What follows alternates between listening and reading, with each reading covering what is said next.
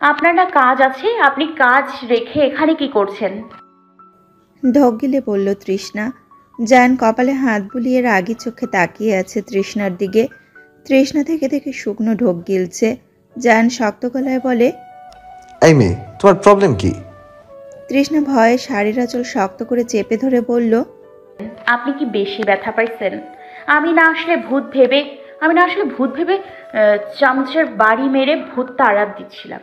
ভ্রকুচকে বলল, না মানে আসলে ভুলে আর ভয়ে উল্টাপাল্টা ভেবেছি, ক্ষমা করে দিন। অসহায় মুখ করে বলল তৃষ্ণা। জায়ান আগুন চক্ষু মেলে তাকিয়ে আছে তৃষ্ণার দিকে।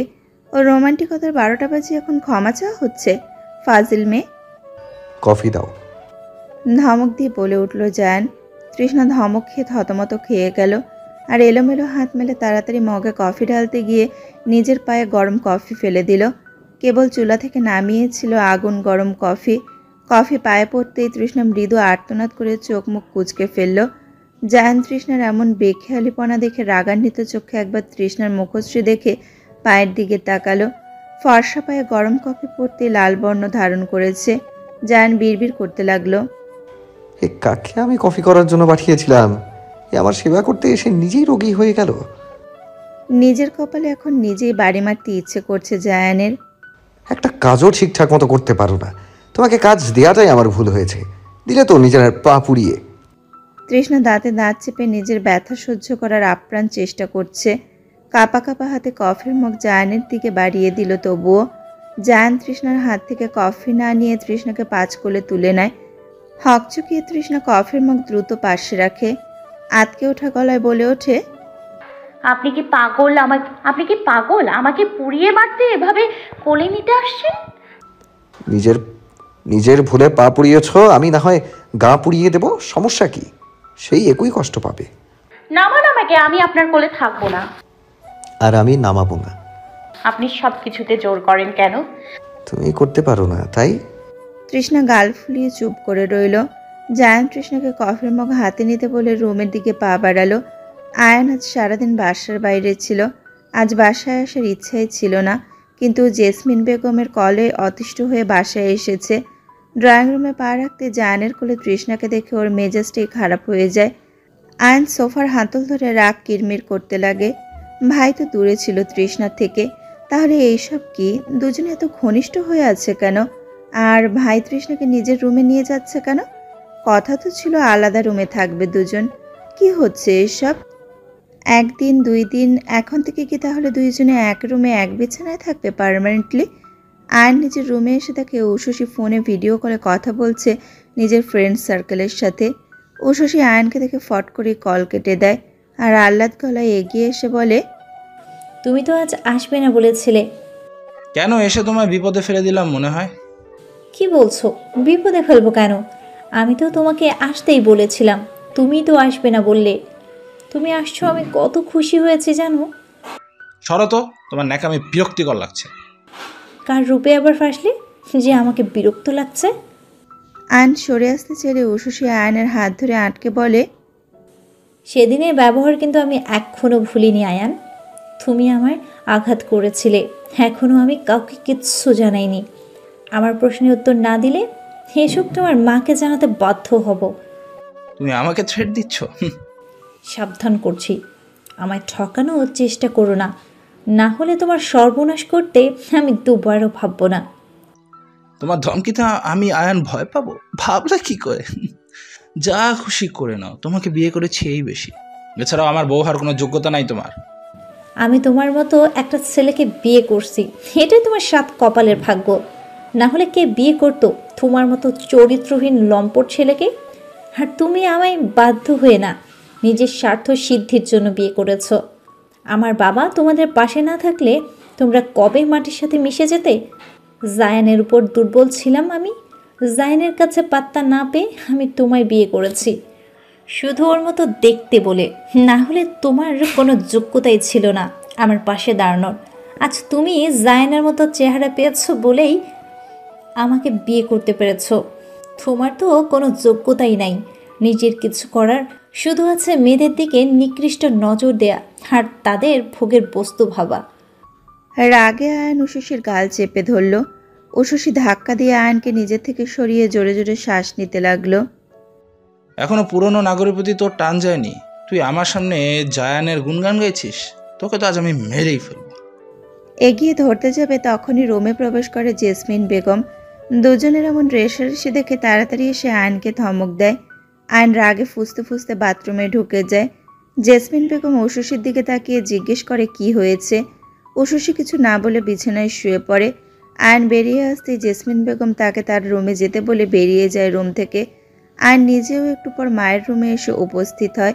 তৃষ্ণাকে বিছানায় বসিয়ে জায়ান বরফ আনতে যায়, এক হাতে কফি নিয়ে। ফিরে এসে তৃষ্ণার পা টেনে বরফ দিতে দিতে বলে, তোমায় একটা কাজ দিলাম, উল্টো তুমি আমার 10টা কাজ বাড়িয়ে দিলে।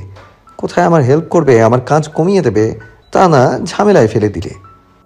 তৃষ্ণা কাচুমাচু মুখ করে পা টেনে সরিয়ে নেওয়ার চেষ্টা করছে। স্বামী হয়ে জায়ান ওর পা ধরেছে, ও লজ্জায় পা টেনে নেওয়ার চেষ্টা করছে। জায়ান সেটা বুঝতে পেরে একটা ধমক মারল। তৃষ্ণা কেঁপে উঠল। পা টানছো কেন? দেখছো না বরফ লাগাচ্ছি? এমনিতে আমার রোমান্টিকতার 12টা বাজিয়েছ, এখন সেবা করতেও দিবে না। পায়ে ফসকা ফেলে আমাকে আরো ভোগান্তি করাতে চাও? আমি ইচ্ছে করে আপনাকে আঘাত করিনি। আমার গায়ে কেউ টোকা দেওয়ার সাহস করতে পারে না, আর তুমি আমায় যখন তখন মারার হুমকি দিচ্ছ, এবং কি মেরেও দিচ্ছ।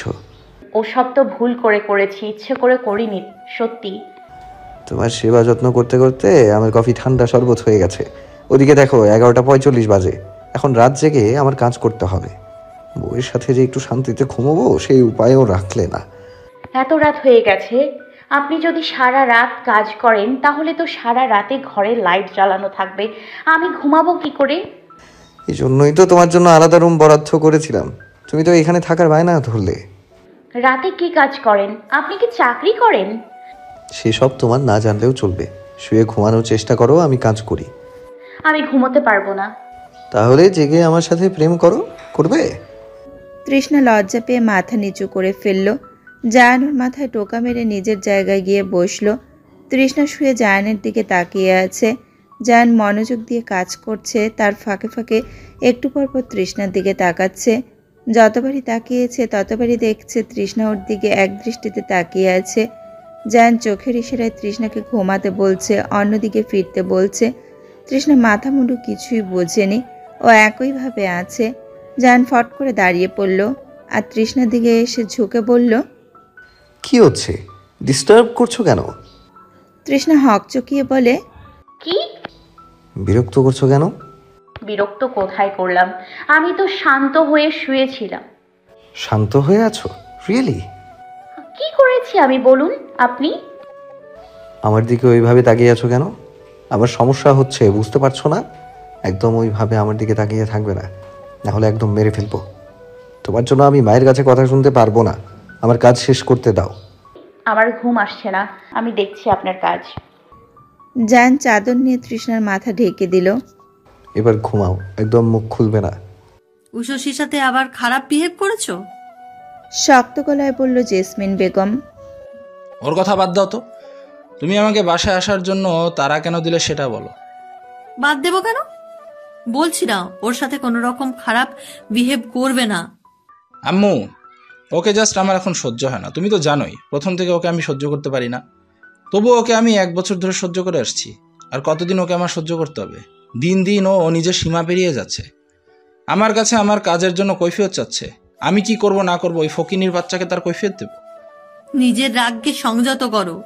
উশসীর সাথে কোনো রকম খারাপ ব্যবহার করবে না, এইটাই আমার লাস্ট ওয়ার্নিং। ওর প্রয়োজন যতদিন আছে ততদিন ওকে ওর মতো থাকতে দাও। ওর কথা মেনে নেওয়ার চেষ্টা করো। ওকে এতই তোমার প্রয়োজন, জায়ানের বউ করে আনলেই পারতে। সব প্রয়োজন আমাকে কেন বলি দিতে হবে? তুমি এখন আমাকে প্রশ্ন করতে শুরু করে দিয়েছো।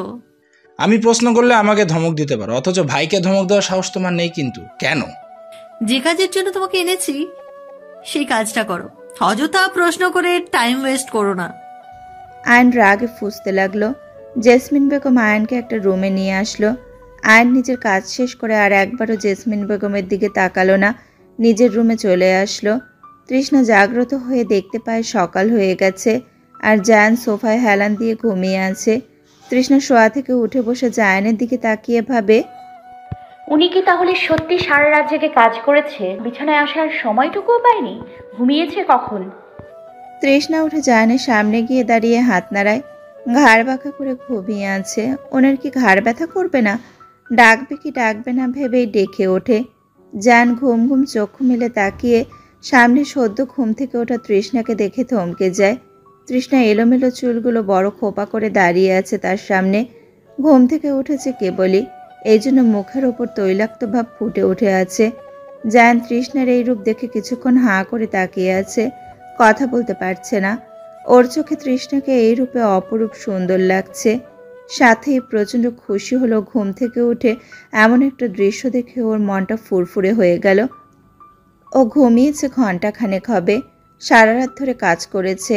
কাজ আর কি করেছে, বেশিরভাগ সময় তৃষ্ণার ঘুমন্ত মুখের দিকে হাঁ করে তাকিয়ে থেকেছে, কিন্তু কাছে যেতে পারেনি। কাছে গেলে যে আর কাজে আসতে পারবে না, আর রাতের মধ্যে কাজ কমপ্লিট না হলে কাল বড় একটা ক্ষতি হয়ে যাবে।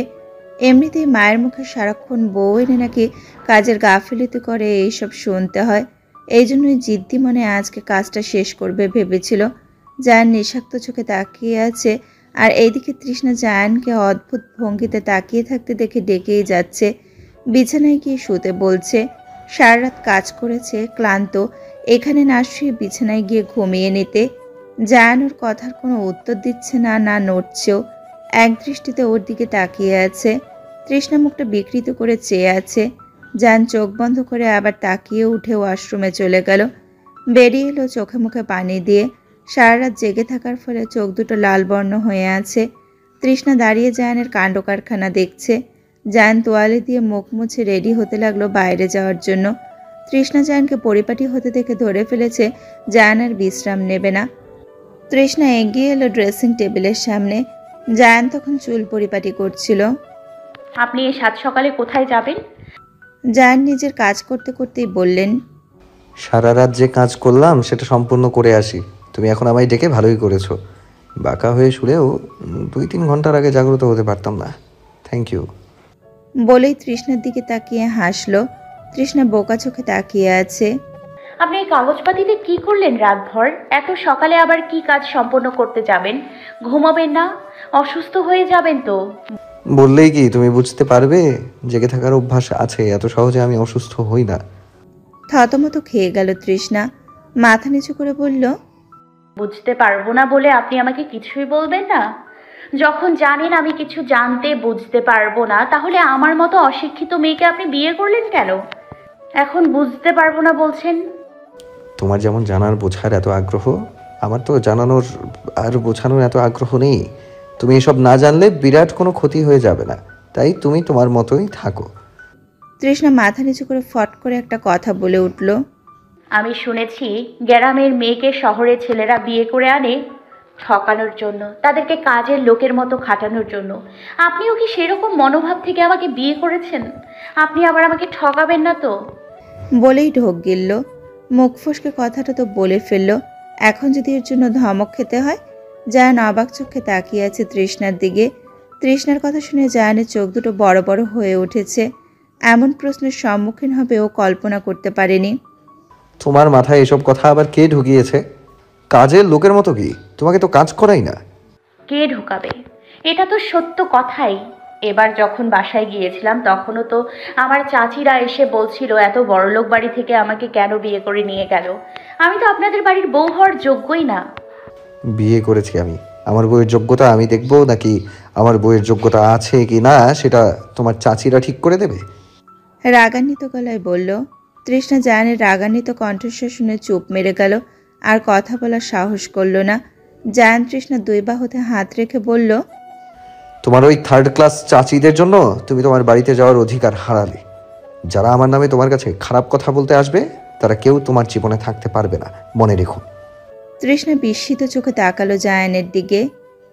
কি বলছেন এসব? জায়ান একটা ফাইল হাতে রুম থেকে বেরিয়ে গেল। তৃষ্ণা জায়ানের যাওয়ার দিকে তাকিয়ে রইল। রুমের বাইরে একটা লোক দাঁড়ানো ছিল। জায়ান বের হতেই হাত থেকে ফাইল সে লোকটা নিয়ে পেছনে যেতে লাগলো। কথাটা বলে কি নিজের পায়ে নিজে কুড়াল মারলাম?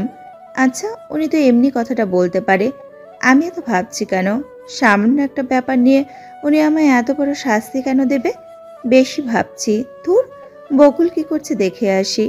তৃষ্ণা ফ্রেশ হয়ে বকুলের খোঁজ করতে গেল। উর্মি এখনো ঘুমাচ্ছে, কিন্তু বকুল নাই। তৃষ্ণার আগমনে উর্মির ঘুম পাতলা হয়ে আসে। উর্মি বলে, কি হয়েছে ভাবি? বকুল কোথায়? ওকে দেখতে পাচ্ছি না। ও তো আরো কিছুক্ষণ আগেই উঠে বাইরে চলে গেছে। আমাকে ডেকেছিল, আমি রাতে একটু বেশি সময় জেগেছিলাম, এজন্য উঠতে পারিনি। ও বলল নাকি তোমার কাছে যাবে। আর আমি তো জানি আজকে ভাইয়া সকালে চলে যাবে, তুমিও জেগে আছো, তোমাদের রুমও চেনে, এজন্য আমি আর বাইরে যাইনি। দেখো বাসায় ভেতরে কোথাও আছে, হয়তো বা ঘুরতেছে। হুম। তৃষ্ণা তাড়াতাড়ি বেরিয়ে আসে। এই বাসার প্রত্যেকটা মানুষ রহস্যজনক। ও একা একা কোথায় চলে গেল? এই মেয়েটাও না, আমার কাছে না গিয়ে একা একা কোথায় চলে গেল? সব রহস্যজনক মানুষের মাঝে ওই খারাপ লোকটাও আছে। সেখানে বকুল একা একা ঘুরছে, না জানিয়ে আবার তার চোখে পড়ে যায়। তৃষ্ণার যত ভয় আয়নকে নিয়ে। যদি আয়ন বকুলের কোনো ক্ষতি করে দেয়, তার ছোট্ট বোনটা যদি কোনো ক্ষতি হয়ে যায়, আয়নকে একটুও বিশ্বাস নাই যে তার ভাবির দিকে এমন কুনজর দিতে পারে। সে যে কারো সর্বনাশ করে দিতে পারে। সারা বাসা তন্ন করে খুঁজল বকুলকে। তৃষ্ণা কোথাও বকুলের দেখা না পেয়ে ছাদে পর্যন্ত গেল, বাসার আরেকটা কাজের মেয়েকে নিয়ে। কারণ লিয়া তখন সকলের ব্রেকফাস্ট তৈরি করছিল। ভয়ে তৃষ্ণার হাত পা কাঁপছে, কি করবে ভেবে না পেয়ে দিশেহারা হয়ে পড়ছে। তখন দেখা হয় উশসীর সাথে। তৃষ্ণাকে উদ্বিগ্ন হয়ে হাঁটতে দেখে এগিয়ে এসে জিজ্ঞেস করে কি হয়েছে। তৃষ্ণা কান্না করে দিয়ে বলে, বকুলকে কোথাও খুঁজে পাচ্ছি না, ঘুম থেকে উঠে কোথায় চলে গেল।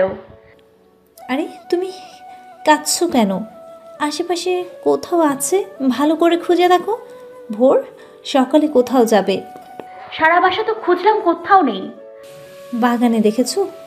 না, বাইরে তো যায়নি। শিওর বাইরে গেছে, তুমি একবার বাইরে চেক করো। বোকামি, একটুতে কান্না করে দিয়েছো। এত সিকিউরিটি গার্ড এই বাসায়, কারো কোনো ক্ষতি হবে না, টেনশন নিও না। বকুল তৃষ্ণার রুমে উঁকি মেরে দেখেছে বুবু আর দুলাভাই কথা বলছে। ও আর ভেতরে ঢোকেনি। সবাই যেহেতু ঘুম আর কাজের লোকেরা কাজে ব্যস্ত, ও সারা বাসা চক্কর দিয়ে চঞ্চল পায়ে বাইরে চলে আসে। সবাই সবার কাজে ব্যস্ত ছিল, এই জন্য কেউ আর ওকে এতটা লক্ষ্য করেনি। ও নানান পদের কাজ দেখে তার সাথে ফুল গাছও আছে। বকুল নিজের লম্বা চুলের বেনি নাচাতে নাচাতে এগিয়ে পুকুর দেখতে পায়। সেটা ওর দৃষ্টিতে ছোট একটা পুকুর মনে হলেও সবার কাছে সুইমিং পুল। এত পরিষ্কার স্বচ্ছ পানি দেখে ও তো অবাক, কারণ পুকুরের পানিতে এত পরিষ্কার হয় না। এটা এতটাই পরিষ্কার যে ও নিজের প্রতিবিম্ব আয়নার মতো পরিষ্কার দেখতে পাচ্ছে। আগ্রহী চোখে তাকিয়ে নিজের সম্পূর্ণ শরীর দেখার জন্য ও আরও এগিয়ে যায় সুইমিং পুলের দিকে। ওর খেয়ালই থাকে না ও কখন সুইমিং পুলে ঠাস করে পড়ে যায়। ভোরের ঠান্ডা পানিতে পড়ে ওর গা শরীর কাঁপতে থাকে। ও চিৎকার করে ওঠে। কয়েকজন গার্ড চিৎকার শুনে দৌড়ে এসে বকুলের এই অবস্থা দেখে হতভম্ব হয়ে যায়। এদিকে তৃষ্ণা একটা কাজের মেয়েকে নিয়ে বাইরে আসে। ও এই বাসায় আসার পর এখন অব্দি বাইরে আসেনি। এই বাসার ওই একটা রুমের চার দেওয়াল থেকে কখনো বাইরে আসার আগ্রহ অবধি করেনি। আর ওর বোন কিনা একদিনই বাইরে চলে এসেছে। বাইরে একজন গার্ডকে জিজ্ঞেস করলে বলে দেয় ওইদিকে গেছে। তৃষ্ণা সেই দিকেই যেতে থাকে। কিছু দূর যেতেই কয়েকজন গার্ডকে দেখতে পায়। তারা হতভম্ব হয়ে দাঁড়িয়ে আছে। সামনে তার বোন দাঁড়িয়ে আছে, ভেজা শরীরে, পেছনে একটা ডোবা। বুঝতে আর বাকি থাকে না বোন তার এই ডোবায় গোসল করেছে, হয় স্বেচ্ছায় না হলে অনিচ্ছায়। বকুলুর বুবুকে রাগি চোখে নিজের দিকে এগিয়ে আসতে দেখে ভয় পেয়ে যায়। এভাবে যে ধরা পড়ে যাবে কে জানতো। চুপি চুপি এসে ঘুরে চলে যাবে ভেবেছিল, কিন্তু এইভাবে গিয়ে ধরা খাবে কে জানতো। তুই এখানে কি করছিস? বকুল শুকনো ঢোক গিলে বলে, বুবু, আসলে আমি না একটু বাসাটা ভালো করে দেখতে আসছিলাম। এখানে এসে না আমি ভুল করে পানিতে পড়ে গেছি, পা পিছলে। ভেজা শরীরে বকুল কাঁপছে। এই জন্য আর তৃষ্ণা এখানে দাঁড়িয়ে কিছু বলে না। বোনের হাত ধরে টেনে বাসার ভিতরে নিয়ে আসে। তখন দেখা হয় নিজের শাশুড়ির সাথে। তিনি দাঁড়িয়ে আছে ড্রয়িং রুমে। তিনি বাঁকা চোখে তাকিয়ে আছে তৃষ্ণা আর বকুলের দিকে। বকুল মাথা নিচু করে তৃষ্ণাকে নিজের জন্য বরাদ্দ করার রুমে গেল। জেসমিন বেগম ওদের দিকে তাকিয়ে বললেন, বাসাটাকে নর্দমা বানিয়ে ফেললে। বুবু, আমি এখনো এই বাসার বাইরে গেলাম না, তুই একদিনে বাইরে চলে গেলি? এমন করলে আজকেই তোকে বাড়ি পাঠিয়ে দিব। বকুল কান্না করে দিয়ে বলে, বুবু, তোমারে না বইলা আর কোনখানে যাবো না, কথা দিলাম। এবারের মতো ক্ষমা কইরে দাও, আমারে বাড়ি পাঠাইও না, আমি যাবো না। তৃষ্ণা দীর্ঘশ্বাস ফেলল। যা, জামা পাল্টায়। বকুল ওয়াশরুমে চলে গেল, জামা পাল্টে এলো। আজ দুই বোন রুমেই খেলো। বকুল তৃষ্ণা গল্প করছে, তখন উষসী আসে। দুই বোন কি করো? তৃষ্ণা উষসীকে নিজের রুমে দেখে চমকে দাঁড়িয়ে পড়ে। উষসীকে পা থেকে মাথা পর্যন্ত অবাক চোখে দেখছে বকুল। কি সুন্দর সিনেমার নায়িকাদের মতো দেখতে। বকুল উষসীর দিকে তাকিয়ে বলল, তুমি কি নায়িকা? উষসী হেসে বলল, না তো, আমি তোমার বোনের ছোট যা। ওহ, আপনি অনেক সুন্দর দেখতে, চুল কি সুন্দর লাল লাল। বাহ, তোমাদের দুই বোনের তো লম্বা হেয়ার, একেবারে কুচকুচে কালো। হ, কিন্তু আপনি চুল এত সিল্কি কেমনে? আমাগো চুল তো এত সিল্কি না। বকুল চুলে হাত দিয়ে বলল। উষসী কিছুটা বিরক্ত হলেও প্রকাশ করল না, হালকা হেসে বলল, প্রতি মাসে স্পা করতে হয়, এর জন্য আরও অনেক কিছু করার লাগে, তার জন্য তোমাদের পার্লারে যেতে হবে। আমার বুবুরে নিয়ে আস। আচ্ছা। তৃষ্ণা বকুলকে থামাতে চেয়েও পারল না। উষসী বেরিয়ে যেতেই তৃষ্ণা বকুলকে ধমক দিল। সময়টা বিকালের। সারাদিন পর জায়ান বিকালে বাসায় আসে। তৃষ্ণার সেদিকে খেয়াল নেই, ও বকুলের সাথে আগের রুমে ঘুমিয়েছিল। জায়ান শাওয়ার নিয়ে তৃষ্ণার খোঁজ করতে এসে বউকে পায়ে বেঘরে ঘুমাচ্ছে। ও চুপি সারে তৃষ্ণাকে নিয়ে চলে যায় নিজের রুমে। তৃষ্ণা ঘুমে মগ্ন। জায়ান তৃষ্ণাকে বিছানায় শুয়ে কপালে একটা ভালোবাসার পরশ দেয়, তারপর ঠোঁটের কোণে হাসি ফুটিয়ে জড়িয়ে ধরে ঘুমিয়ে পড়ে। এদিকে হঠাৎ বকুলের ঘুম ভেঙে যায়, আর এই দৃশ্য দেখে ফেলে। লজ্জায় চোখ বন্ধ করে থাকে। চলে যেতেই লাফ দিয়ে বিছানা থেকে নেমে যায়। ওড়না গায়ে ঝুলিয়ে নাচতে নাচতে বেরিয়ে আসে রুম থেকে। বকুল হাঁটতে হাঁটতে সেই পাগলের রুমের সামনে চলে আসে। এসেই রুম থেকে গোঙানির আওয়াজ শুনে থমকে দাঁড়িয়ে পড়ে। কে আর্তনাদ করছে ও অনুসরণ করে দরজার কাছে চলে আসে। দরজার সামনে বড় একটা তালা ঝুলছে। ও তালা ধরে দরজায় কান পেতে ভেতরের থেকে কান্নার আওয়াজ পায়, আবার ভাঙার আওয়াজ পায়। মহিলা কণ্ঠ। কে এমন করছে? ভয়ে ও শুকনো ঢোক গেলে। ভেতরে মানুষ আছে, তাহলে বাইরে এত বড় তালা ঝুলছে কেন? দরজায় বাড়ি মেরে ডাকতে যাবে, তখনই কেউ পেছন থেকে ওর মুখ চেপে ধরে সরিয়ে আনে দরজা থেকে। তুমি এখানে কি করছো? একজন ফিসফিস করে বলল। বকুল ভয়ে জ্ঞান হারাবে এমন অবস্থা।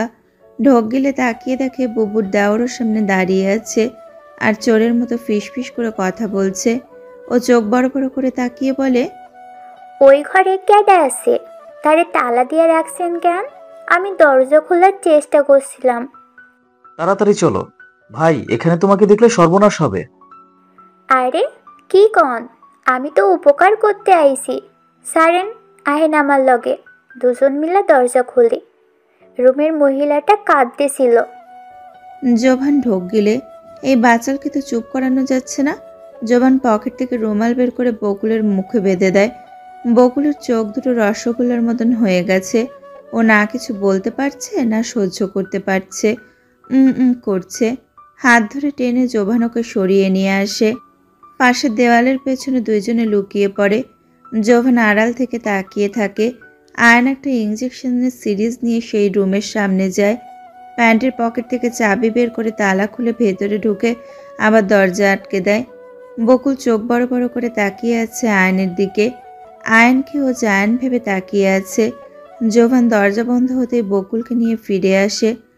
বকুল মুখ খোলার জন্য কত শত চেষ্টা করেছে, অবশেষে জোভান খুলে দেয়। বকুল বড় শ্বাস নিয়ে বলে, আপনি আমার মুখ বাঁধলেন কেন? তোমার মতো বাচাল মেয়ের মুখ না বেঁধে কি আর চুপ করানোর উপায় আছে? ভাবি এত শান্তশিষ্ট, তুমি এত বাচাল হলে কি করে? বকুল বোকা চোখে তাকিয়ে আছে জোভানের দিকে। মুখ বাঁধার জন্য রাগে ফুঁসছেও। কিছু বলতে যাবে, তখন মাথায় আসে বুবু মনে হয় জেগে গেছে, তাই তো দুলাভাই ওইখানে গেছে। আমি বুবুর কাছে যাই, না হলে আবার বকা খাবো আর আমাকে বাড়ি পাঠিয়ে দেবে।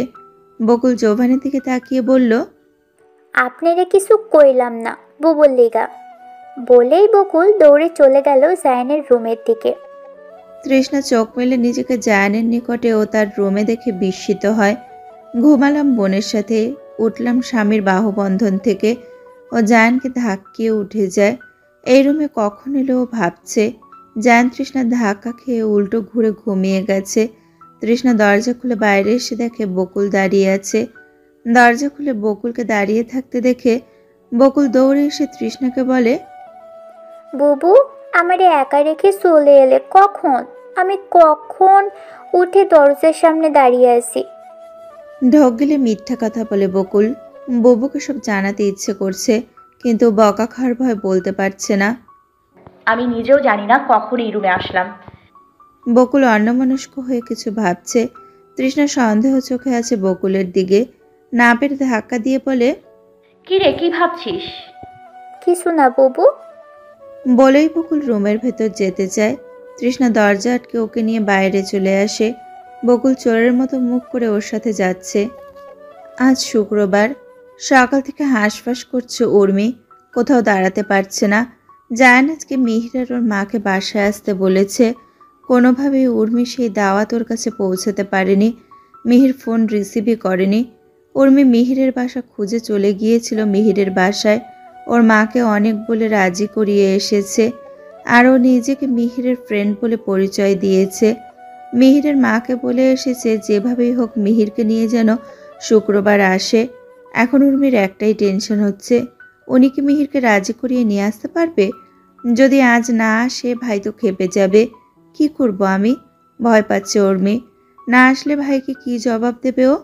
মিহির ওর মায়ের সাথে উর্মিদের বাসার সামনে দাঁড়িয়ে আছে। মিহিরের চোখ দুটো কপালে উঠে গেছে।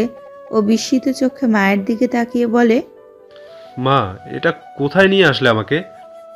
মালেকা বানু হাতের ঠিকানা ছেলের হাতে দিয়ে বলল, এই ঠিকানায় তো লেখা আছে, চল ভেতরে যাই। মিহির মায়ের হাত ধরে আটকে বলে, এসব কি? এই ঠিকানা কে লিখে তোমায় দাওয়াত করেছে? সত্যি করে বলো। এখানে দাঁড়িয়ে এসব জিজ্ঞেস করবি নাকি বাসার ভেতরে যাবি? আমাকে ক্ষমা করবে, এই বাসায় আমি যাব না, আর না তোমাকে যেতে দেব। মালেকা বানুকে কিছু বলার সুযোগ দিল না মিহির। একটা অটোরিকশা দাঁড় করিয়ে টেনে মাকে নিয়ে বাসায় ফিরে আসলো। মালেকা বানু ছেলেকে বকছে অনবরত। মিহির বাসায় মাকে উর্মির সব ঘটনা খুলে বলেন। সব শুনে তিনি চিন্তিত মুখে নিজেও উর্মির আসার কথা বলে। মিহির দীর্ঘশ্বাস ফেলে নিজের রুমে চলে যায়। জায়ান উর্মিকে ডেকে পাঠিয়েছে। উর্মি ভয়ে ভীত হয়ে জায়ানের সামনে দাঁড়িয়ে আছে মাথা নিচু করে। মাথা তুলে তাকানোর সাহস পাচ্ছে না। জায়ান ধমক দিয়ে বলল, কোথায় তোমার বন্ধু? উর্মি ঢোক গিলে বলে, ভাই আসলে তুমি আমার থেকে কিছু লুকিয়েছো? আমি আগেই বুঝেছি, এবার কারণটা বলো। উর্মি সব খুলে বলে। সব শুনে আয়ন চিৎকার করে ওঠে, ওই ছোট লোকের বাচ্চা আমার বোনকে ইগনোর করে, ওকে তো আমি। জায়ান আয়নকে ধমক দিয়ে থামিয়ে উঠে নিজের রুমে চলে যায়। যাওয়ার আগে বোনের দিকে তাকিয়ে নরম কণ্ঠে বলে, সব আমাকে আগে জানাতে পারতে। মিহিরদের জন্য আমি নিজের কাজ ফেলে বাসায় বসেছিলাম, আর তুমি আমায় অপমান করলে। উর্মি কিছু বলতে গিয়েও বলতে পারল না। জায়ান রুমে আসে। রুমে বকুল আর তৃষ্ণা একসাথে বসে গল্প করছিল। জায়ান তৃষ্ণার দিকে তাকিয়ে বকুলকে বলে, তুমি উর্মির কাছে যাও। বকুল চমকে দাঁড়িয়ে বেরিয়ে আসে। জায়ান তৃষ্ণার দিকে তাকিয়ে বলে, আমার মাথা টিপে দাও তো। বলেই তৃষ্ণার কোলের উপর মাথা রেখে শুয়ে পড়ে। তৃষ্ণা হকচকিয়ে ওঠে। আমার লজ্জা লাগছে, আপনি উঠুন। পরপুরুষ তোমার কোলে মাথা রাখেনি, স্বামীর প্রতি এত কিসের লজ্জা? চুপচাপ মাথা টিপে দাও। তৃষ্ণা জায়ানের চুলে হাত দিয়ে আছে। অনেক সিল্কি চুল। ও টেনে না দিয়ে চুলে হাত বুলিয়ে দিচ্ছে। জায়ান তৃষ্ণার কোল থেকে উঠে বসে বলে, গায়ে শক্তি নেই, এটা কি করছো? তৃষ্ণা থতমত খেয়ে বলে, আপনি এখানে হেলান দিয়ে বসেন, আমি আপনার চুল টেনে দেই। তৃষ্ণা খাটে হেলান দিয়ে বসতে বলল জায়ানকে। জায়ান বিরক্তিকর চোখে তাকিয়ে বসলো আর বলল, তুমি কি এতটাই লজ্জা পাও নাকি আমাকে দূরে রাখছো? এটা কেমন কথা? আপনাকে দূরে কোথায় রাখছি? আপনি তো আমার কাছেই বসে আছেন। তুমি কি এতটাই অবুঝ? আমি কি বুঝিয়েছি বুঝতে পারছো না? তৃষ্ণা ঢোক গিলে বলল। সত্যি বুঝিনি। জান চোখ বন্ধ করে মাথা টিপে দেওয়ার ইশারা করলো। তৃষ্ণা ঢোক গিলে বলল, আজকে না উর্মি আপুর বিয়ের কথা বলবেন বললেন, আপনি রুমে এসে শুয়ে আছেন কেন তাহলে? যা করতে বলেছি তাই করো, পাল্টা প্রশ্ন করবে না। তৃষ্ণা ঢোক গিলে এগিয়ে আসলো। জায়ানের মুখের সামনে হাঁটু উঁচু করে বসে কপালে আঙুল চালাতে লাগলো। 10 মিনিট পর জায়ান চোখ মেলল। তৃষ্ণা ওর খুব নিকটে। তৃষ্ণার নিঃশ্বাস ওর মুখে পড়ছে। জায়ান তাকিয়ে আছে অপলক দৃষ্টিতে ওর দিকে। তৃষ্ণা চমকে হাত থামিয়ে ফেলল। এমন হাঁ করে তাকিয়ে থাকলে কি তার সামনে বসে থাকা যায়? কোলে মাথা রেখে দিয়েছিল অস্বস্তি, এখন তাকিয়ে আমায় চোখের দৃষ্টি দিয়ে খুন করছে। আপনি চোখ বন্ধ করে থাকেন না দয়া করে। কেন, প্রবলেম কি? ভ্রুকুটি করে বলল জায়ান। আমার লজ্জা লাগছে, আপনি চোখ বন্ধ করুন, নয়তো আমি এভাবে মাথা টিপে দিতে পারবো না। লজ্জা লাগছে? তৃষ্ণা মাথা নিচু করে বলল। জায়ান তৃষ্ণার কোমরে হাত রেখে আচমকা টেনে নিজের সাথে মিশিয়ে নিল। তৃষ্ণা থমকে গেছে, চোখ বড়সড় করে তাকালো জায়ানের দিকে। জায়ানের ঠোঁটের কোণে দুষ্টু হাসি। জায়ান তৃষ্ণার নাকে নাক ঘষে বলে, এখনো লজ্জা লাগছে? তৃষ্ণা ভয়ার্ত চোখে তাকিয়ে আছে। ওর হৃদস্পন্দন অস্বাভাবিক মাত্রায় বেড়ে গেছে। কাঁপা কাঁপা ঠোঁটে কিছু বলতে চেয়ে বলতে পারে না। ও চোখ খিচে বন্ধ করে বলে, ছাড়ুন না দয়া করে। নো, ছেড়ে দিলে তোমার লজ্জা ভাঙাবো কিভাবে? স্বামীর কাছে এসে লজ্জা পাও, এটাও একটা বড় লজ্জার কথা। কি করবেন আপনি? যা করলে আমার এই লজ্জাবতী বই লজ্জা ভাঙবে তাই করবো। তৃষ্ণা কিছু বুঝতে না পেরে ভয় ছাড়ার জন্য অনুনয় করতে লাগে। জায়ান তৃষ্ণার ভয়ার্ত মুখের দিকে তাকিয়ে আছে, যেন মজা পাচ্ছে। তৃষ্ণা চমকে ওঠা গলায় বলল, আপনি কে?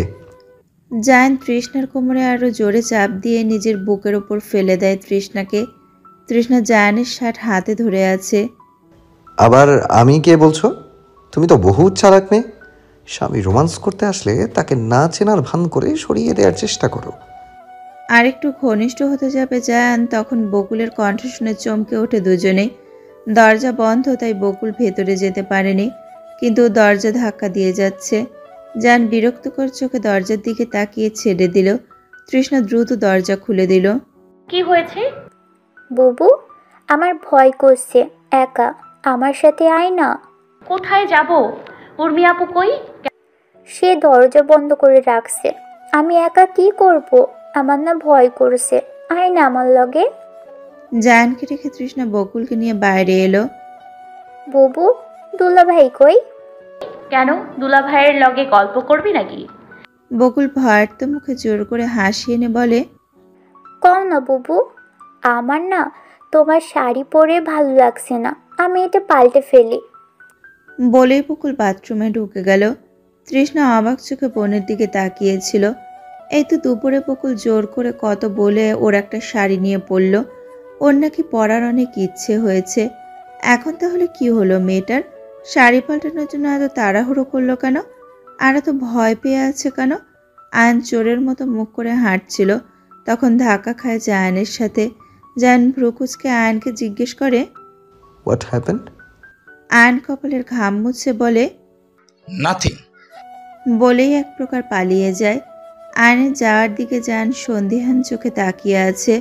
জায়ান তৃষ্ণার ব্যবহারের আগে বাসা ছেড়ে বেরিয়ে আসছিল, তখন একটা কল আসে জায়ানের ফোনে। ও রিসিভ করে হ্যালো বলতেই ওপাশ থেকে একজন বলে ওঠে, স্যার, বড় স্যারের গাড়ি অ্যাক্সিডেন্ট হয়েছে, স্যারকে সিটি হসপিটালে ভর্তি করা হয়েছে, আপনি দ্রুত চলে আসেন। জায়ান স্তব্ধ হয়ে দাঁড়িয়ে আছে। বাবার অ্যাক্সিডেন্ট হয়েছে? ও চিৎকার করে মা বলে ডেকে ওঠে। জেসমিন বেগম দৌড়ে বাইরে আসে। জায়ান প্রায় 3 বছর পর ওনাকে মা বলে ডেকেছে। উনি খুশি মনে এগিয়ে আসে। ওনার চোখ ছলছল করছে আনন্দে। জায়ান বাবার অ্যাক্সিডেন্টের কথা জানায়, কিন্তু তার মধ্যে কোনো হেলদোল নেই। তিনি ছেলে তাকে মা বলেছে এতদিন পর সেই খুশিতে আছেন। আমি কি বলছি শুনতে পাননি? জেসমিন বেগম বললেন, তোমার ড্যাড অ্যাক্সিডেন্ট করলে তুমি আমায় আবার মা ডাকবে জানলে কবে নিজেই তার গাড়ির ব্রেক ফেল করিয়ে অ্যাক্সিডেন্ট করিয়ে ফেলতাম। আপনার মাথা গেছে। সরুন, আপনি আনন্দ উল্লাস করেন, আমি আমার বাবার কাছে যাচ্ছি। আমি আয়ানকে নিয়ে আসছি। জান রাগে দৃষ্টি ফেলে হনহনিয়ে বেরিয়ে গেল। বাসা সম্পূর্ণ খালি। উর্মি নিজের রুমে দরজা বন্ধ করেছিল। বাবার অ্যাক্সিডেন্ট হয়েছে শুনে হন্তদন্ত হয়ে হসপিটালে ছুটেছে। আয়ন আর জেসমিন বেগম হসপিটালে গেছে। জায়ান তো আগেই গেছে। এখন বাসায় আছে শুধু বকুল আর তৃষ্ণা। উষসী না বাসায় আছে আর না হসপিটালে গেছে। সে কোথায় গেছে কেউ জানে না। জোভান সকালবেলায় তার কোনো এক বন্ধুর বাসায় গিয়েছিল, সেখান থেকে এখনো ফেরেনি। সে জানেও না তার বাবার অ্যাক্সিডেন্ট হয়েছে। তৃষ্ণা আর বকুল খালি বাসায় গালে হাত দিয়ে বসে আছে। বকুল বোনের দিকে তাকিয়ে বলল, বুবু, তোমার শ্বশুর অ্যাক্সিডেন্ট করলো, তুমি যাইবা না হসপিটালে?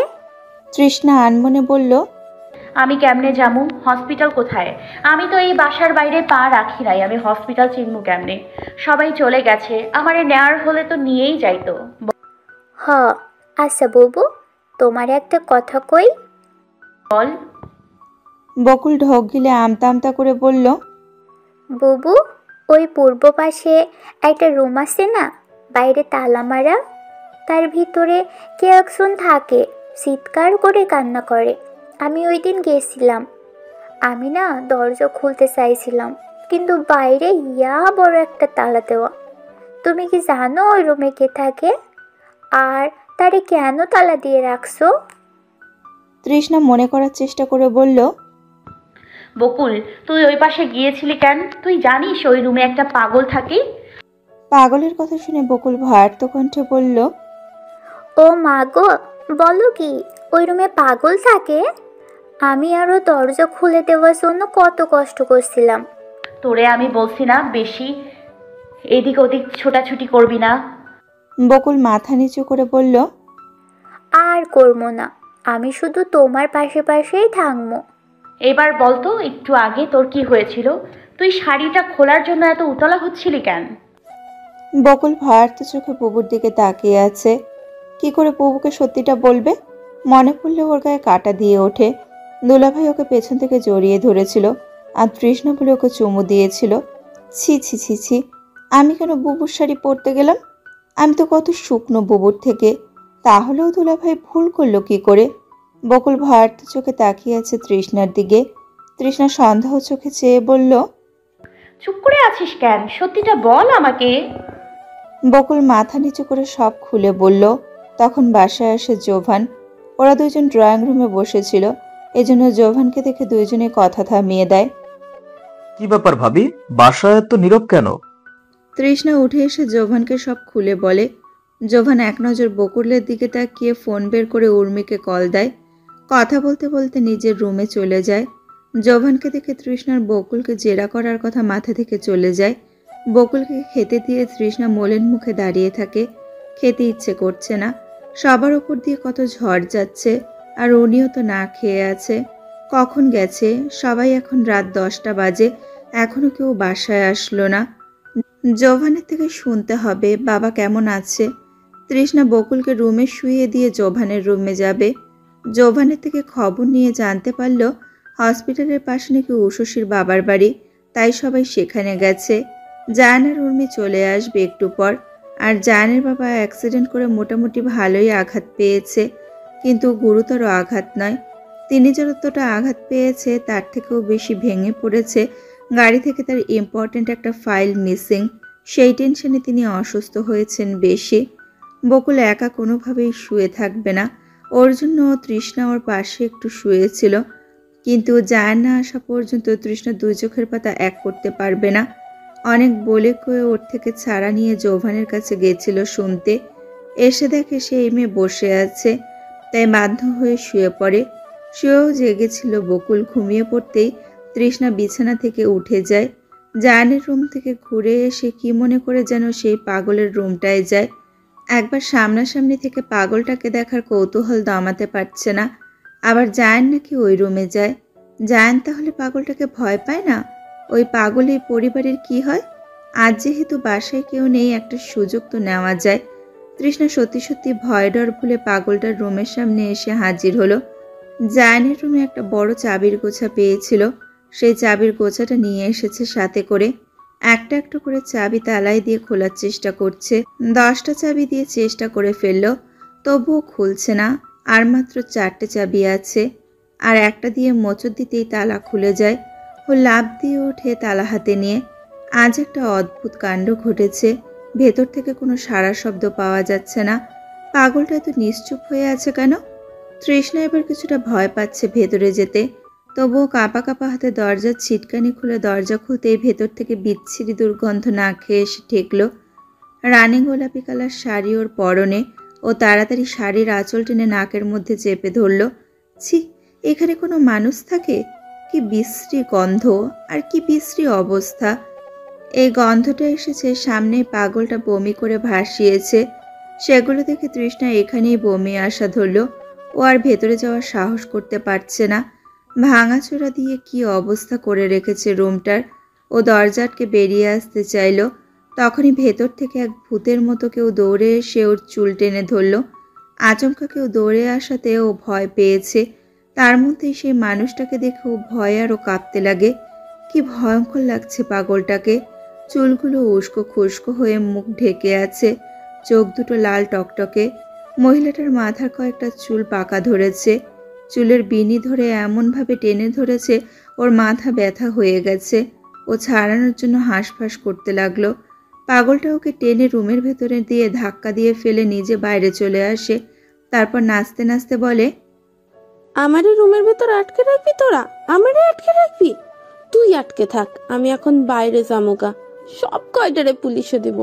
আমার বাপ পুলিশ আমারে আটকে রেখে আমার যা। আর কিছু বলতে পারে না পাগলটা। তার আগে জায়ান সেখানে চলে আসে, আর এসে দেখতে পায় তৃষ্ণা ফ্লোরে গড়াগড়ি খাচ্ছে, আর পাগল দরজার কাছে দাঁড়িয়ে লাফাচ্ছে, হাততালি দিচ্ছে, আর কি সব বলছে। তৃষ্ণার অবস্থা দেখে ওর মাথা খারাপ হয়ে যায়। ও পাগলটাকে একটা ধমক দিতেই পাগলটা থেমে যায়। তৃষ্ণা ভয়ে কাঁপছে। জায়ানকে দেখে স্বস্তি পায়, আর সাথে সাথে জ্ঞান হারায়। জ্ঞান হারানোর আগে একটা কথাই ভাবে, কোন কুক্ষণে পাগলের ওপর কৌতূহল দেখাতে এসেছিলাম। পাগলটা জায়ানকে দেখে হাসি দেয় আর জড়িয়ে ধরতে চায়। জায়ান নাক সিটকে সরে যায় আর ধমক দিয়ে বলে, একদম আমার কাছে আসার চেষ্টা করবে না। তুমি কোন সাহসে ওর গায়ে হাত তুলেছ, ওকে আঘাত করেছ? তুমি জানো ওকে? ও আমার স্ত্রী। ওকে আঘাত করে তুমি মোটেই ঠিক কাজ করনি। পাগলটা ঠোঁট ভেটকিয়ে তাকায় তৃষ্ণার দিকে। তৃষ্ণা অচেতন হয়ে গেছে। পাগলটা তৃষ্ণার পাশে বসে মাথায় হাত বুলিয়ে আদর দিতে থাকে। জায়ান পাগলটার হাত তৃষ্ণার মাথা থেকে সরিয়ে একবার পাগলটার মুখে দেখে তাকিয়ে বলে, তুমি এত মিষ্টি একটা মেয়েকে কিভাবে মারতে পারলে? পাগল হলেও তো তুমি ভালো আর খারাপের তফাৎ বুঝো। তাহলে ওকে তুমি মারার আগে বুঝতে পারোনি ও খারাপ নয়, ও ভালো? পাগলটা এবার জায়ানের বাহু ধরে কান্না করে দিল। ওরা সবাই আমাকে মারে, তুমি আমাকে একবারও বাঁচাতে আসোনি কেন? তুমিও কি সবার মতো আমাকে ঘৃণা করো? জায়ান তৃষ্ণাকে কোলে তুলে উঠে দাঁড়িয়ে বলল, হ্যাঁ করি ঘৃণা, এই জন্যই তো আমি তোমার সামনে আসি না। বলে জায়ান চলে আসার জন্য পা বাড়ায়। পেছন থেকে পাগলটা বলে ওঠে, তুমি জানো তোমার ওই মুখটা না আমার খুব প্রিয় ছিল, কিন্তু তুমি রূপী আয়ান আমাকে খুব কষ্ট দেয়। যেটা আমার করার কথা ছিল সেটা এখন করে আয়ান। আমি রূপী আয়ানের থেকে আঘাতটা সহ্য করা তোমার জন্য ভালো, নাকি সে আঘাতে তুমি আমার হাত থেকে সরাসরি নিতে চাও? পাগলটা সেখানে ফ্লোরে বসে চিৎকার করে কাঁদতে লাগলো। তৃষ্ণা যখন জাগ্রত হলো, চোখের সামনে দেখতে পেল জায়ান বসে আছে। ও তাকালো, তখনও জায়ানোর মুখে পানি ছিটা দিচ্ছে। ও ধরফুরিয়ে উঠে বসে এদিক ওদিক তাকালো। পাগলটা আমাকে মারতে এসেছিল বলেই কান্না করে দিল। তৃষ্ণা জায়ানের বাহু খামচে ধরে বলল, আমাকে ক্ষমা করে দিন, আমি আর কোনোদিন পাগলের কাছে যাব না। খুব ভয় পেয়েছি, কি ভয়ঙ্কর ওই পাগলটা। সময় মতো আপনি না আসলে আমার কি হয়ে যেত। পাগলটা আমাকে মেরে ওই ঘরে বন্ধ করে দিত। জায়ান ঝামটা মেরে বাহু থেকে তৃষ্ণার হাত ছাড়িয়ে ঠাস করে তৃষ্ণার গালে একটা থাপ্পড় মেরে বসলো। তৃষ্ণা শক্তপোক্ত জায়ানের হাতে থাপ্পড় খেয়ে ছিটকে পড়ল বিছানায়। জায়ান তৃষ্ণার হাতের কোনোই শক্ত করে ধরে টেনে আবার বিছানায় বসিয়ে গাল চেপে ধরে বলল, কোন সাহসে তুমি ওই রুমে যাওয়ার সাহস করেছো? বেশি লাই দিয়েছি বলে মাথায় চড়ে বসেছো, তাই না? তৃষ্ণার ফর্সা গালে 5 আঙ্গুলের ছাপ ফুটে উঠেছে লাল টুকটুকে হয়ে। গাল চেপে ধরায় তৃষ্ণার মুখমণ্ডল আরও ব্যথায় নীল হয়ে উঠেছে। ওর চোখে জল ভর্তি হয়ে উঠেছে। তৃষ্ণা কথা বলতে পারছে না, করে কথা বলার চেষ্টা করছে। জায়ান হাত সরিয়ে মুখ ফিরিয়ে অন্যদিকে তাকালো। মন চাচ্ছে তৃষ্ণাকে এর উপযুক্ত শাস্তি দিতে, কিন্তু এই মেয়েটাকেও একটু বেশি ভালোবাসে, তাই তো একটু আঘাত দিয়ে এখন নিজের খারাপ লাগছে। তৃষ্ণা ভয়ে খাটের সাথে লেপ্টে আছে। জায়ান রাগে হাত মুষ্টিবদ্ধ করছে আবার খুলছে। তৃষ্ণা মুখে হাত দিয়ে ফুপিয়ে কাঁদছে আর ভয়ার্ত চোখে জায়ানের দিকে তাকাচ্ছে। জায়ান তৃষ্ণার দিকে চোখ ঘুরিয়ে একটু তাকাতেই তৃষ্ণা ভয়ে বিছানা থেকে উঠে পড়ল। জায়ান ভ্রুকুটি করে তাকিয়ে আছে, আঙুল দিয়ে কাছে আসতে বলল। তৃষ্ণা ফুপিয়ে ফুপিয়ে কাঁদছে। আমাকে ক্ষমা কইরা দেন, আমি আর কোনো দিন ওই রুমে যাবো না। হ্যাঁ, আমারে মাইরেন না। এদিকে আসো, আমার উঠা লাগলে মার খাওয়া থেকে কেউ তোমাকে বাঁচাতে পারবে না। তৃষ্ণা ভয়ে ভীত হয়ে এগিয়ে আসে জায়ানের কাছে। জায়ান তৃষ্ণার হাত ধরে টেনে নিজের পাশে বসিয়ে দেয়। তৃষ্ণা বসে। ও আরও 2 বার ক্ষমা চাইল কান্না গলায়। জায়ান নিষ্পলক চোখে চেয়ে আছে ওর মুখের দিকে। তৃষ্ণা মাথা নিচু করে কাঁদছে। জায়ান তৃষ্ণার গালে আঙুল স্পর্শ করতেই তৃষ্ণা আহ করে ওঠে। রাগের মাথায় খুব জোরেই থাপ্পড় মেরেছে। তৃষ্ণার গালের অবস্থা খারাপ করে দিয়েছে। জায়ানের রাগ এবার একটু কমলো। তৃষ্ণার ব্যথিত মুখশ্রী দেখে ওর রাগ নিমেষেই গায়েব হয়ে গেছে। ও নরম সুরে বললেন, ব্যথা কি বেশি লেগেছে? তৃষ্ণা বিস্মিত চোখে তাকালো জায়ানের দিকে। Answer me. হ্যাঁ, অনেক ব্যথা করছে। জায়ান চোখ বন্ধ করে নিজের রাগ দমন করে বলল, ওই রুমে কেন গিয়েছিলে? তৃষ্ণা শুকনো ঠোঁট জিভ দিয়ে ভিজিয়ে বলল, পাগলটাকে দেখার অনেক ইচ্ছা হয়েছিল, তাই গিয়েছিলাম।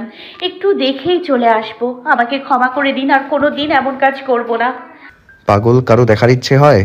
এই প্রথম শুনলাম। তৃষ্ণা আবার পলক নিচের দিকে নামিয়ে ফেলল। বেশি দুঃসাহস করে ফেলেছো, তাই আঘাতটা তোমার প্রাপ্য ছিল। জায়ান পকেট থেকে ফোন বের করে কল করলো লিয়াকে। হ্যালো লিয়া, ফ্রিজ থেকে বরফ নিয়ে আসো আমার রুমে। বলেই কল কেটে দিল। কয়েক মিনিট পরে লিয়া বরফ নিয়ে এসে হাজির হলো বাটিতে করে। স্যার, কি হয়েছে? কিছু না, তুমি আসতে পারো, বাকিটা আমি হ্যান্ডেল করে নিতে পারবো। লিয়া মাথা নিচু করে চলে যায় দরজা থেকে। জায়ান তৃষ্ণার গালে আলতো হাতে বরফ লাগিয়ে দিতে থাকে। তৃষ্ণা ব্যথায় কেঁপে কেঁপে ওঠে। ব্যথা লাগছে, ক্ষমা করে দিন। তোমাকে এখন ব্যথা নয়, বরফ দিয়ে ব্যথা সারাতে চাচ্ছি। বসে আমি মলম দিয়ে দিচ্ছি, কমে যাবে। জায়ান তৃষ্ণার গালে মলম দিয়ে দিল। তৃষ্ণা বলল, নিজে মারলেন, এখন নিজেই সেবা করছেন? জায়ান বললেন, আমার বউ, আমি মারবো, আমি আদর করব, বুঝেছো? বুবু, তোমার গালে কি হয়েছে? বকুল চোখ বড় বড় করে তৃষ্ণার গালের দিকে তাকিয়ে আছে। তৃষ্ণা গালে হাত দিয়ে বলল, কিছু না, কি হবে? হাসা কথা কও, তোমার গাল অমন গাল হয়ে আছে কেন? মনে হইতাছে কেউ মারছে। ধুর, কি বলিস? কে মারবে আমারে? তাইলে গাল অমন লাল হয়ে আছে কেন? ঘুম থেকে উঠে দেখি ফুলে আছে। বাদ দে তো এসব। আমারে রাইতে তুমি একলা ঘরে রাইখা আসছিলাম, আমি তো টেরও পাইলাম না। টের পাইলে কি তুই আর একা থাকতি? ভালোই হয়েছে, রাত শেষ করে ফেলেছিস ঘুমে, এক ঘুমে। তোর ঠোঁটটা তো লাল হয়ে আছে কেন? বকুল থপ করে বিছানা থেকে উঠে গেল। আমি মুখ ধুয়ে আসি। তৃষ্ণা সন্দেহ চোখে তাকিয়ে আছে। বকুল বাথরুমে ঢুকে নিজের ঠোঁটের দিকে তাকিয়ে আছে। চোখ বন্ধ করতে একটা ঘটনা ওর চোখের সামনে ভেসে উঠল। ও লজ্জায় রাঙা হয়ে উঠল। তুই আমার কাছে কিছু লুকাচ্ছিস? সন্দেহ চোখে তাকিয়ে পড়ল তৃষ্ণা। বুবু, কি কও, কি লুকামু? চমকানো কণ্ঠে বলল বকুল। আর 2 দিন আসছিস, আর 2 দিন আসিস, তাই কিছু লুকাবি না আমার থেকে। বুবু, কি যে কও না, আমি কি ছুটি লুকাইনি। আচ্ছা। তৃষ্ণা বাইরে আসতে বলে চলে গেল। বকুল ভয়ে কাঁপছে। ও কিভাবে সব বলবে বুবুকে? ও বিছানায় বসতে দরজা আটকানোর আওয়াজ হলো। ও চোখ কপালে তুলে সামনে তাকিয়ে আছে। জোবান ভয়ে ভীত হয়ে এগিয়ে এসেছে বকুলের দিকে। বকুল, আই এম সরি, বিশ্বাস করো, কালকে তোমাকে ওইভাবে স্পর্শ করতে চাইনি। কিভাবে যেন হয়ে গেল।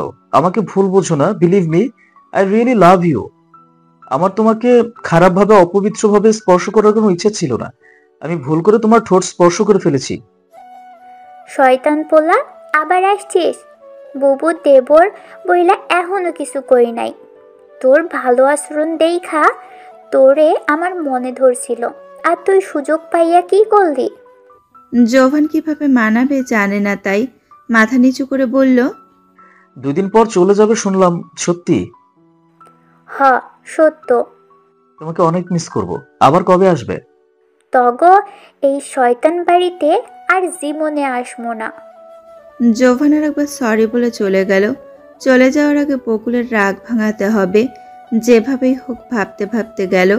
বকুল বাইরে এসে আজ প্রথম ঝটকা খেলো। ও তৃষ্ণার মতো 2টা জায়ান দেখে চোখ কপালে তুলে ভূত বলে চিৎকার করে ওঠে। ওর চিৎকার শুনে সবাই চমকে ওর দিকে তাকায়। তৃষ্ণা কাছে এসে জিজ্ঞেস করে, কি হয়েছে, চিৎকার করছিস কেন? জোভান তখন খাবার জন্য টেবিলের দিকে আসছিল। বকুলের চিৎকার শুনে ও বুঝে গেছে কাহিনীটা। ও এগিয়ে এসে বলে, ভাবি, আমার 2 যমজ ভাইকে দেখে তোমার বোন হয়তো ভূত ভেবে চিৎকার করেছে, তাই না বকুল? দুলা ভাইয়ের মতো আর একটা দুলা ভাই আছে? আয় হাই, দুজনে জমজ? বকুল চিন্তিত মুখে ভাবছে, তাহলে আমাকে জড়িয়ে ধরেছিল কে? সে আবার তৃষ্ণা বলে চুমুও দিয়েছিল, তাহলে সেটা দুলা ভাই। কিন্তু তার কপালে যেন আমি তিল দেখেছিলাম। এখন আমার দুলা ভাই কোনটা? ও বুবুর দিকে তাকিয়ে বলল, বুবু, আমার দুলা ভাই কি ওই লাল তিলওয়ালাটা? ওর ঠোঁট কাঁপছে উত্তেজনায়। তৃষ্ণা মাথা নাড়িয়ে না বলে বলল, ওই তিলওয়ালাটা আমার দেবর, তোর দুলাভাইয়ের যমজ ভাই। বকুল জ্বলন্ত চোখে তাকিয়ে আছে আয়নের দিকে। আয়ন কেমন অদ্ভুত চোখে ওর দিকে তাকিয়ে আছে। তৃষ্ণা বকুলকে চেয়ারে টেনে বসিয়ে নিজেও বসলো। বকুল ভয়ে কাঁপছে। ওর সোজা বসেছে আয়ান, পাশে জোভান। বুবু, তোর সাথে আমার কথা আছে। কি কথা বল? বুবু, তোর দেবর তোরে জড়িয়ে ধরে কেন? কাপা কাপা ঠোঁটে বলল। তৃষ্ণা থমকানো চোখে তাকালো বকুলের দিকে। কি আজে বাজে কথা বলছিস তুই বকুল? বল না বুবু, আমি নিজের চোখে দেখছি। এরকম একটা কথা কিভাবে বলতে পারলি? আমার দেবর আমারই। তৃষ্ণা থেমে গিয়েও আবার বলল। এখন বকুল বলল, তোমারে আমার কিছু কথা জানানোর আছে। আমারে তুমি ভুল বুঝো না। আমি আসলে কথাটা এভাবে বলতে চাইনি, অন্য একটা কথা বলতে চাইছিলাম। যা বলার সরাসরি বল। এত ভনিতা কবে থেকে শুরু করেছিস? বকুল ঢোক গিলে ভাবে সমস্ত কথা বলে দেবে এক্ষণে, আর সময় নষ্ট করবে না। এতদিন ভেবেছিল দুলাভাই না হয় একবার ভুল করে ধরেছে, কিন্তু দুলাভাইয়ের ভাই কেন ওর বুবুকে জড়িয়ে ধরতে চাইছিল?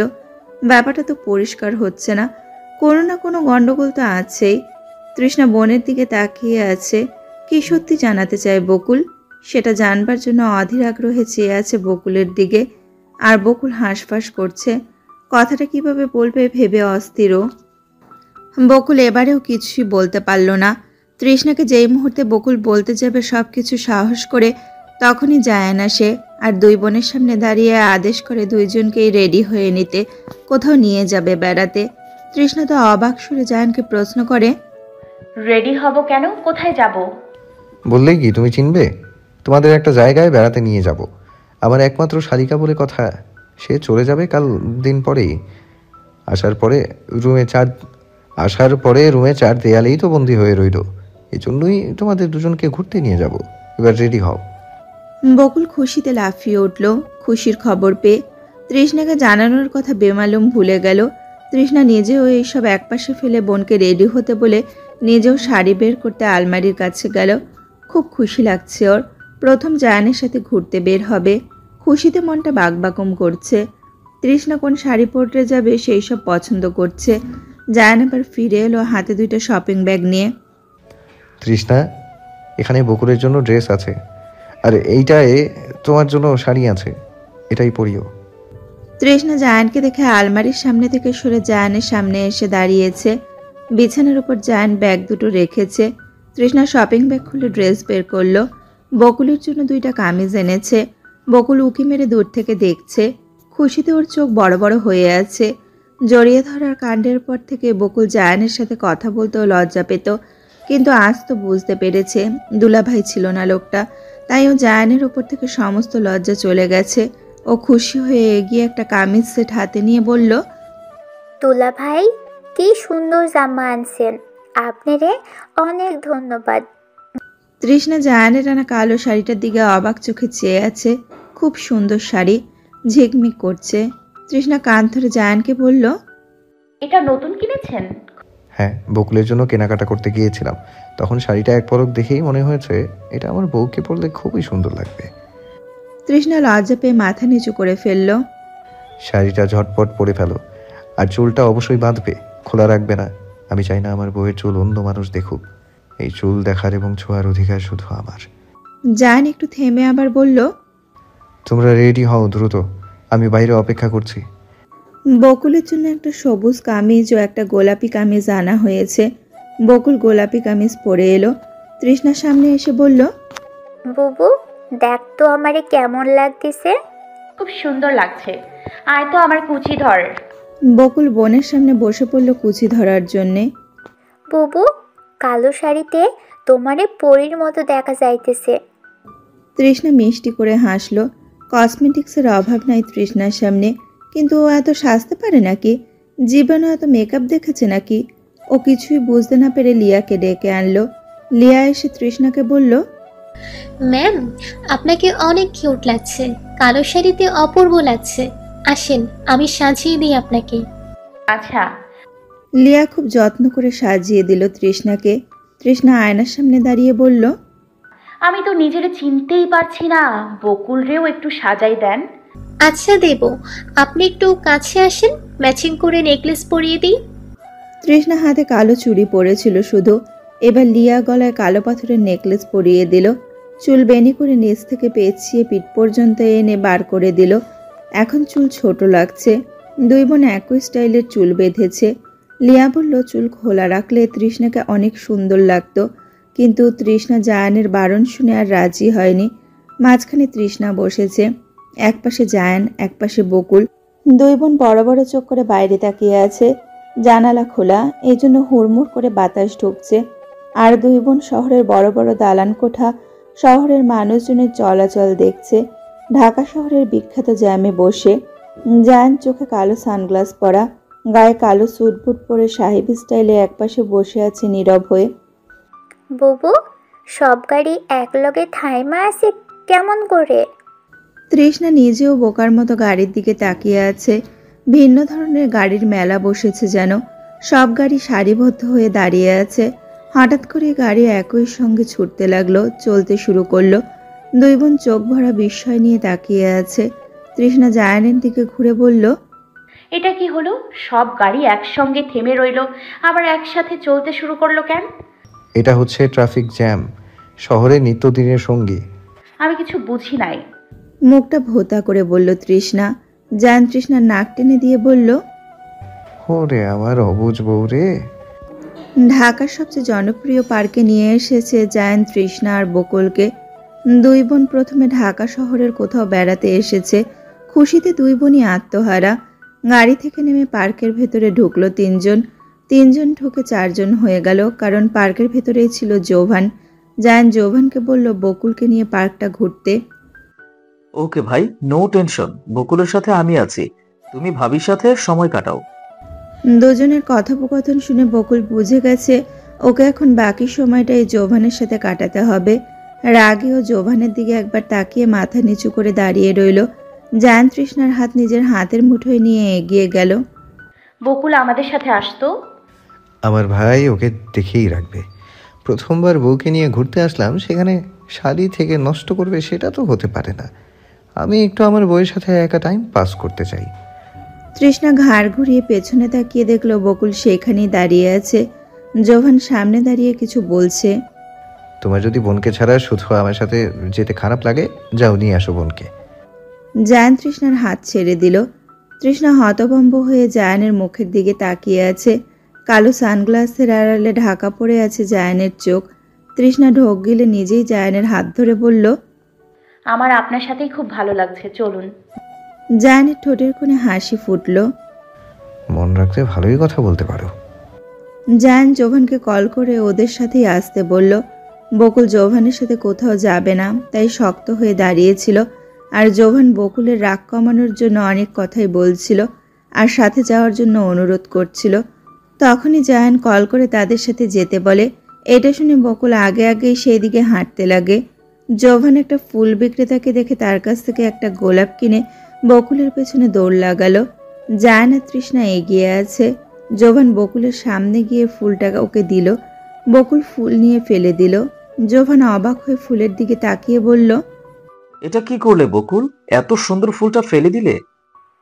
একটুও সুন্দর না, গোলাপ ফুল আমার অপছন্দ।